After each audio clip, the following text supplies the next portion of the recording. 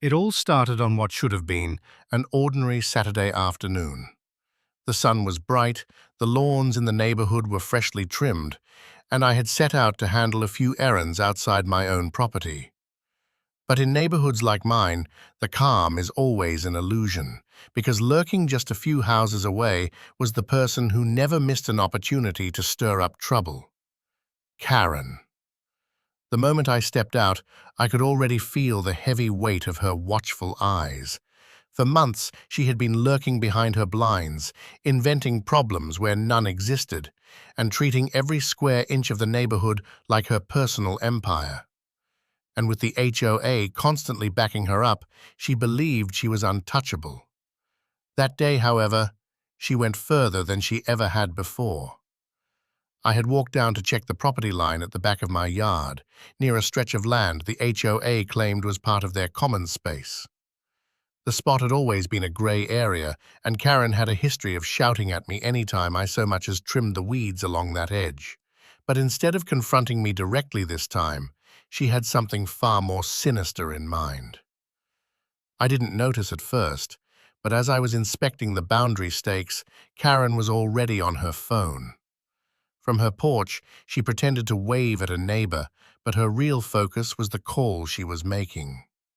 She wasn't calling the HOA board this time. No, she was calling the police. In her version of events, I wasn't a homeowner checking on my own yard. No, in her twisted retelling, I was a trespasser, an intruder.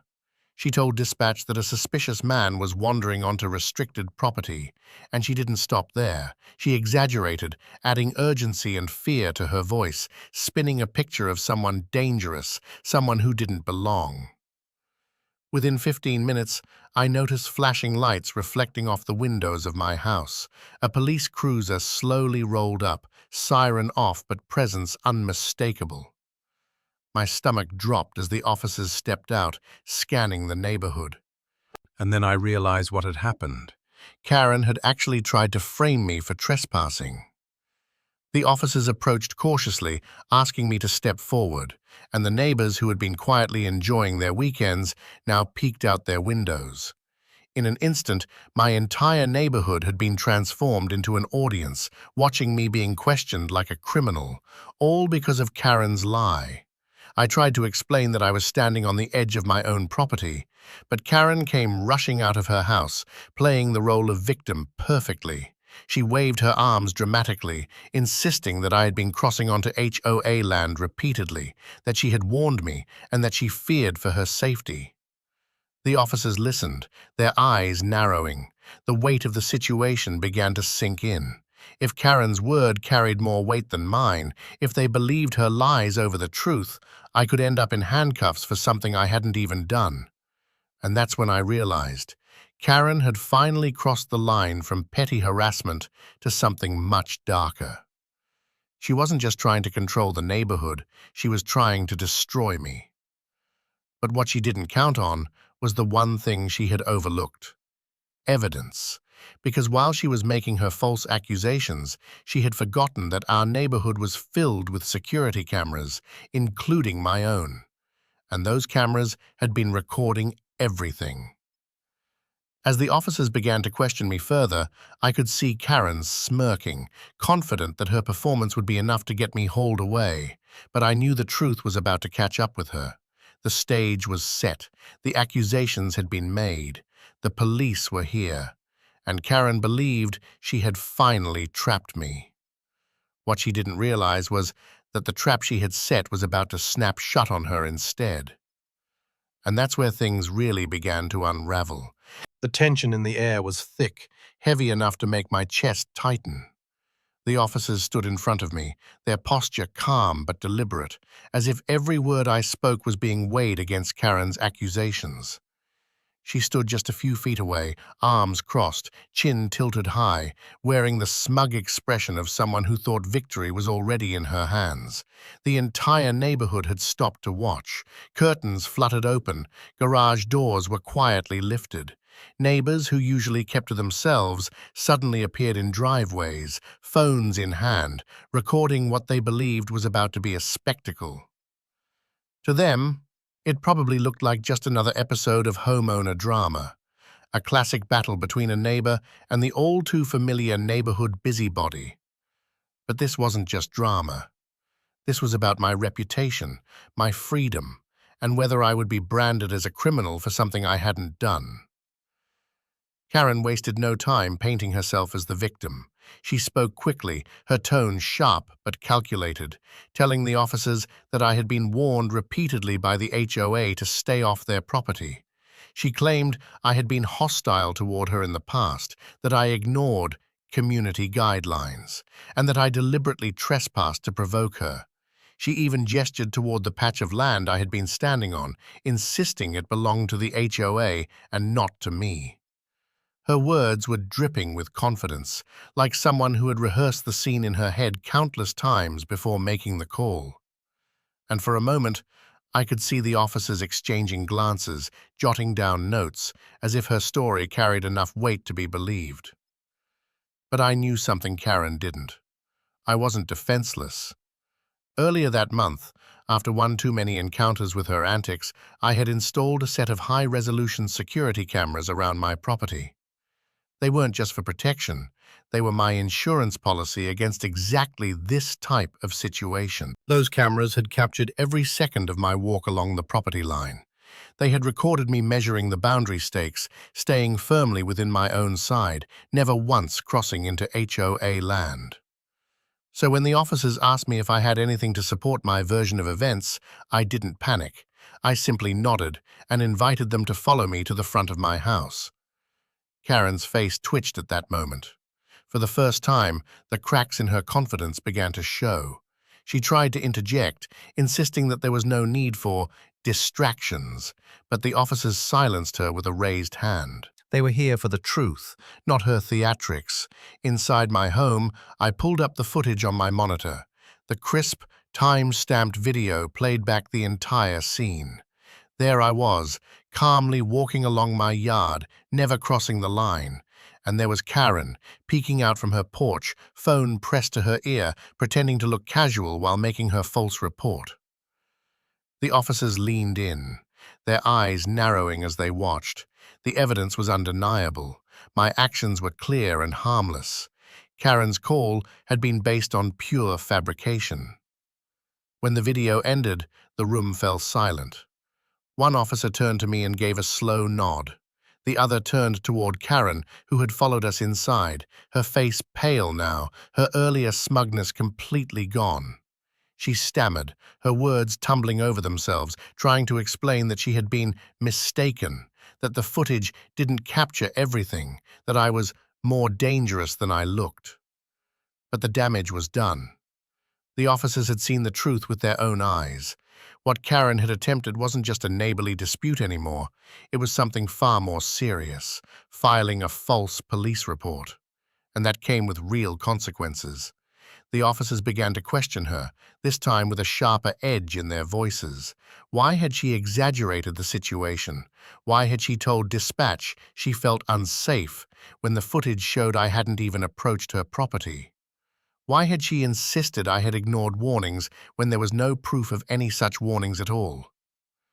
Karen's confidence dissolved into desperation. Her voice wavered. She shifted from excuse to excuse, claiming she just wanted to protect the community, that she didn't realize it would go this far. But her words no longer mattered.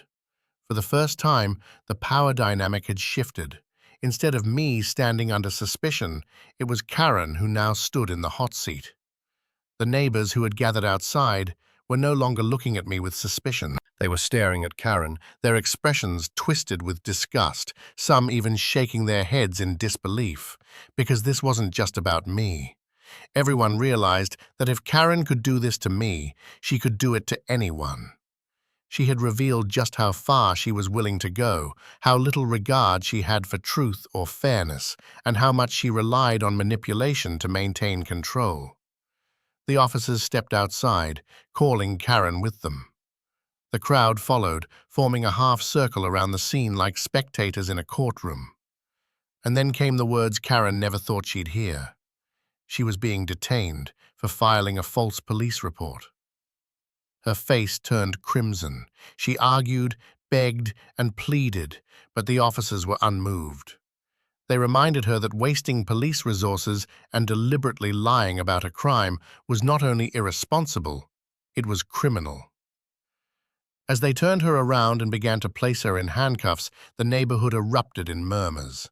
Phones were lifted higher, recording every second of her downfall. Karen, the self-proclaimed guardian of the community, the one who had spent years tormenting neighbors with threats of HOA fines and petty rules, was now the one being escorted to a police car in disgrace. But the story didn't end there. Because while the immediate danger to me was gone, what came next would be even more explosive. The HOA itself wasn't about to take kindly to one of its most vocal enforcers being arrested in front of the entire neighborhood. And as I watched Karen sitting in the back of the cruiser, eyes darting wildly, I knew this was only the beginning of a much larger storm. Her personal vendetta had failed, but the fallout was about to shake the entire community, and I would be right at the center of it. The sight of Karen being placed into the back of a police cruiser spread through the neighborhood faster than wildfire. In the digital age, nothing remains private for long, and by that evening, clips of the incident were already making their rounds in local Facebook groups, next-door threads, and even the community email chain.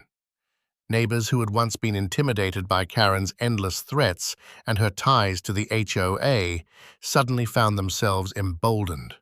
The power she once wielded was slipping away, replaced by public humiliation and distrust. For me, the moment felt surreal. Hours earlier, I had been bracing myself for the possibility of being arrested based on a lie. Now Karen was the one facing consequences. But even as the relief set in, I knew better than to think it was truly over. Karen was the type of person who thrived on control. Being exposed, embarrassed, and arrested wasn't going to make her disappear quietly. If anything, it was going to make her more desperate.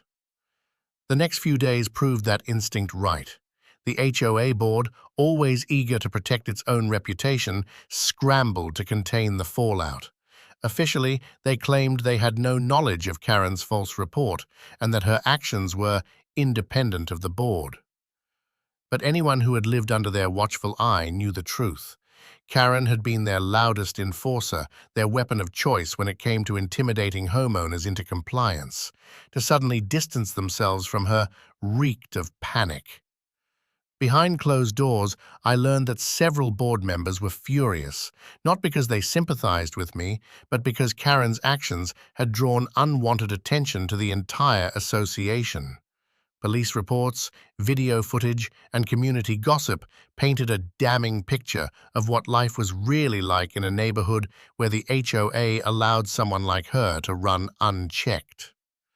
Karen, meanwhile, doubled down.